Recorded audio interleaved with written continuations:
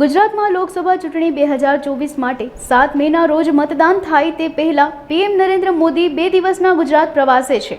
ગઈકાલે તેમણે ડીસા અને હિંમતનગરમાં સભા સંબોધી હતી। આજ રોજ જૂનાગઢમાં વિશાળ જનસભા સંબોધી હતી, જેમાં પીએમ મોદીએ જય જય ગિરનારી કહી તેમના ભાષણની શરૂઆત કરી હતી। આ સભા દરમિયાન ગુજરાત મુખ્યમંત્રી ભૂપેન્દ્ર પટેલ, ભાજપ પ્રદેશ પ્રમુખ CR પાટીલ સહિત રાજકીય નેતાઓ ઉપસ્થિત રહ્યા હતા।